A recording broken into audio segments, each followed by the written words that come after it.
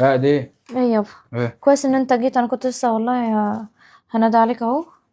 خد بقى 3 سمكات ده همت، واديهم لامي وهغرف لك شويه رز وسلطه. تمام، وهنزل دومت عند الجماعه، يلا عشان ناكل. امك؟ اه. لا مفيش حاجه تروح عند امك. ليه؟ ما انت امي ما كانتش الصبح، انا ما وديتلهاش فطار والله. ما هو كل يوم. إيه ما انت يعني ايه كل يوم؟ مش فاهم. وانت بتدي كل يوم امك اكل يعني ولا ايه؟ طب ما انت عارف ان انا بودي لامي كل يوم اكل، وامي بتستناني اودي لها الاكل عشان تاخد علاج. طب مش كفايه بقى لحد كده ولا ايه الدنيا؟ كفايه كفايه ايه؟ ما هو الاكل ده احنا اولى بيه. احنا اولى بيه؟ اه. طب هما ال3 سمكات الصغيرين دول ما هيخسروا معاك حاجه؟ الاكل بسم الله ما شاء الله كتير اهو. هيخسروا معاك؟ اه هيخسروا معايا. ده من امتى الكلام ده؟ انت عمرك ما قلت لي كده يعني. من النهارده. ازاي؟ مش فاهمه حاجه، في حاجه يعني مزعلاك مني؟ طيب. لا مفيش حاجه، بس مفيش حاجه تروح لامك تاني. طب لا، ازاي يعني؟ طيب. خلي الاكل ده لينا احنا هنا. لا، هودي الاكل لامي. لا مفيش حاجه هتروح.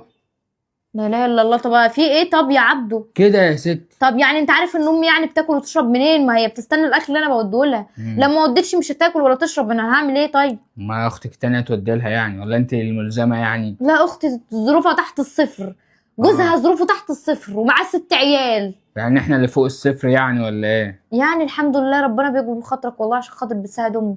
وبعدين انت عمرك ما قلت كده، ده انت بتحب امي يعني. انت عمرك ما قلت لا مش هودي لها، لا مش ما هعمل لها، عادي لا بقى مش من هجيب. النهارده بقى الكلام ده. طب اشمعنى يعني؟ في حاجه؟ طيب. لا من غير اشمعنى ومفيش حاجه، بس طب انا قلت امال لك في ايه طيب؟ كده يا ستي، مزاجي.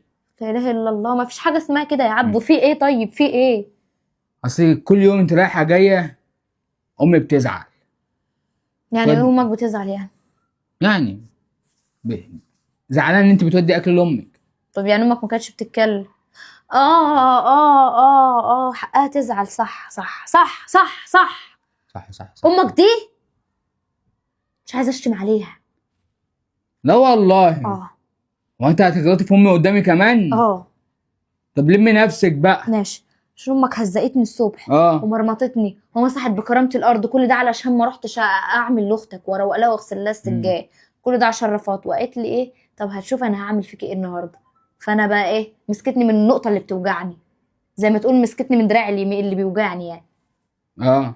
ماشي تمام. طب على العموم شوف انت عايز تمشي ازاي، بس انا هودي اكل لامي. رفضت بقى.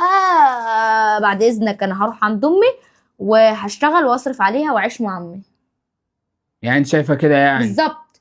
مش انتوا بتلووا دراعي، انا هلوي دراعكم. بس انا كده كده انا مش فارق معايا. اه. ليه بقى؟ ليه بقى؟ انا مش جايبه منك عيال حلو يعني، انا وانت لوحدينا بتولي يعني. انا مم. هروح اقعد مع امي، وامي اولى منك. تمام. امي اولى منك. فانا اروح اقعد مع امي واصرف عليها. انت عارف ان امي محدش بيديها جنيه، وبتستنى اللقمه اللي انا بوديها لها. ما وديتلهاش ما بتاكلش، ومحدش بيديها لقمه تاكلها.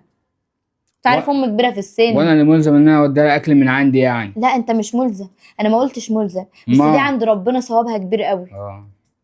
بصي، ما دام امي قالت حاجه ما تروحش يبقى الحاجه ما تروحش. خلاص تمام. بسمع كلام امي. تمام.